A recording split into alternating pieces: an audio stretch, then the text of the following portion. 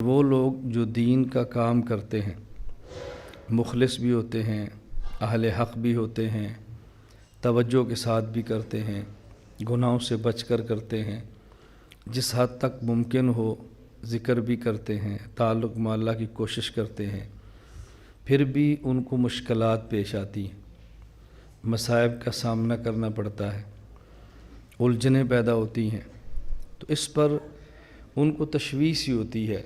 دعائیں بھی کراتے ہیں کہ دعا کریں، اللہ تعالیٰ امن دے، سکون دے، عافیت دے، فلاں پریشانی نہ ہو، فلاں پریشانی نہ ہو۔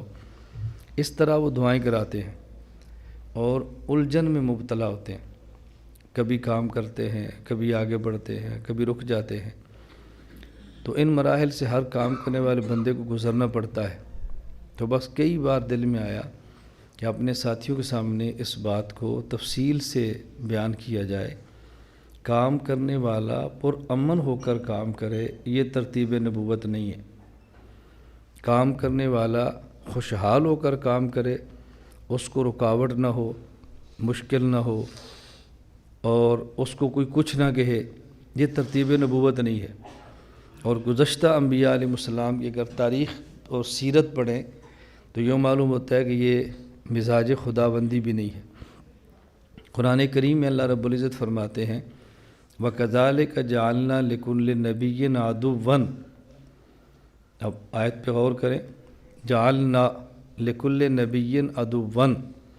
اللہ فرماتے یہ نہیں کہ جب نبی دین کا کام کرے تو نبی کے دشمن پیدا ہو جاتے ہیں، فرمایا نہیں، جعلنا لکل نبی عدوًا، ہم نبی کے لیے کچھ دشمن پیدا کر دیتے ہیں۔ یعنی تکویناً ایسے ہوتا ہے کہ نبی کے لیے دشمن پیدا ہوتے نہیں، پیدا کر دیے جاتے ہیں۔ اب آپ کے ذہن میں سوال ہے کہ جب دشمن اللہ نے پیدا کیے ہیں تو اس بندے کا تو اختیار ہی نہیں، پھر وہ بندہ جہنم میں کیوں جائے گا؟ اس کا معنی یہ نہیں ہوتا۔ نبی کے خیر خواہ اور نبی کے مخالف ہونے ہوتے ہیں، اور بعضوں کے مقدر میں لکھا ہوتا ہے کہ اللہ ان کو اختیار دیں گے، وہ اپنے اختیار سے نبوت کی عداوت اور نبوت کی دشمنی میں لگیں گے، تو اللہ لکھ دیتے ہیں کہ یہی دشمن ہوگے۔ دو بات میں فرق سمجھیں، ایک یہ کہ چونکہ اللہ نے لکھ دیا ہے لہٰذا وہ دشمنی کریں گے، اور دوسرا مطلب چونکہ اپنے اختیار سے انہوں نے دشمنی کرنی تھی لہٰذا اللہ نے لکھ دیا ہے کہ یہ دشمنی کریں گے۔ اسی کا نام ہے تقدیر۔ حکیم الامت مجدد الملت مولانا اشرف علی تھانوی نور اللہ مرقدہ فرماتے ہیں تقدیر علم الہی کا نام ہے، امر الہی کا نام نہیں ہے۔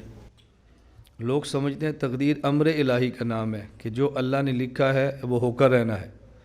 تقدیر علم الہی کا نام ہے، اللہ کے علم میں ہے میں فلاں بندے کو اختیار دوں گا، وہ اپنے اختیار سے یہ کام کرے گا، اس لیے اللہ نے لکھ دیا ہے کہ فلاں بندہ ایسے کرے گا، اب اللہ کے علم کے خلاف نہیں ہوگا۔ تو تقدیر علم الہی کا نام ہے، امر الہی کا نام نہیں ہے۔ تو یہ میں اس لیے وضاحت کر رہا ہوں کہ جب اللہ نے دشمن بنا دیے تو بندے کا تو اختیار ختم ہو گیا، یہ غلط فہمی کبھی نہیں ہونی چاہیے۔ جب نبی کے دشمن ہوں گے تو نبی کے وارث عالم کے دشمن کیوں نہیں ہوں گے؟ اور پیغمبر کے دشمن کون ہوئے؟ رسول اللہ صلی اللہ علیہ وسلم کے ساتھ رہنے والے، مدینہ منورہ کے رہائشی، زبان سے کلمے پڑھنے والے اور پیغمبر کے پیچھے نمازیں پڑھنے والے، مسجد نبی کے ماحول میں رہنے والے، اور وہ ایسے دشمن تھے کہ اللہ رب العزت نے بذریعہ وحی بتا بھی دیا تھا فلاں منافق فلاں منافق فلاں منافق ہے۔ اللہ رب العزت چاہتے جب اللہ کے علم میں فلاں منافق ہے ملک الموت کو بھیجتے، ان کو ختم کرا دیتے، پیغمبر کے لیے راستہ بالکل صاف ہو جاتا، لیکن ایسا نہیں کیا۔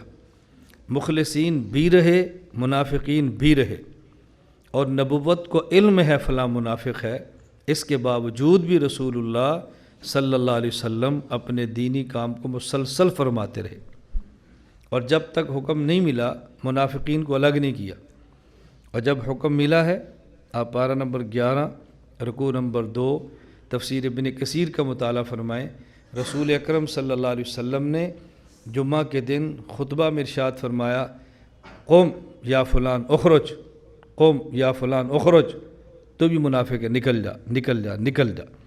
جب تک حکم نہیں تھا تو الگ نہیں کیا، اور جب حکم آ گیا ہے تو پھر الگ بھی کر دیا۔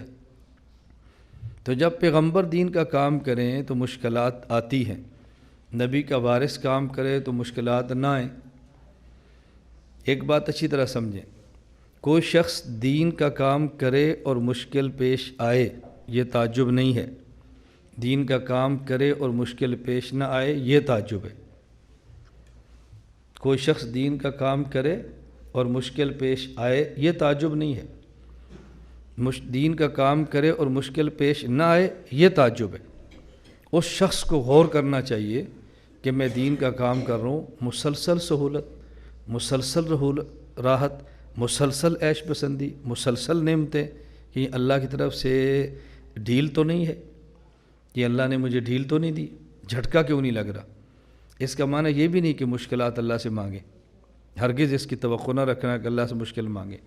آ جائے تو پھر کیا کرنا ہے، بس اس پہ آپ نے غور کرنا ہے اور اس کو سمجھنا ہے اچھی طرح۔ رسول اللہ صلی اللہ علیہ وسلم کا ارشاد ہے، اشد الناس بلا ان الانبیاء ثم الامثل فالامثل، دنیا میں سب سے زیادہ تکالیف اس کو آتی ہیں جس کے سر پہ اللہ تاج نبوت رکھتے نبی، اور اس کے بعد مشکلات اس کو آتی ہیں جو نبی کے قریب ہوتا ہے، پھر اس کو آتی ہیں جو نبی کے قریب ہوتا ہے۔ یہ ترتیب ہے۔ تو دین کے کام کرنے والے اپنا دل بڑا رکھیں، حوصلہ رکھیں اور صحیح عقائد ہمیشہ بیان کریں۔ نہ ایسے آسمان پھٹتے ہیں، نہ ایسے زمین ٹوٹتی ہے، نہ بندہ نگلا جاتا ہے، کچھ بھی نہیں ہوتا۔ حالات موافق مخالف چلتے ہیں، لیکن تسلسل سے دین کے کام کو جاری رکھنا چاہیے۔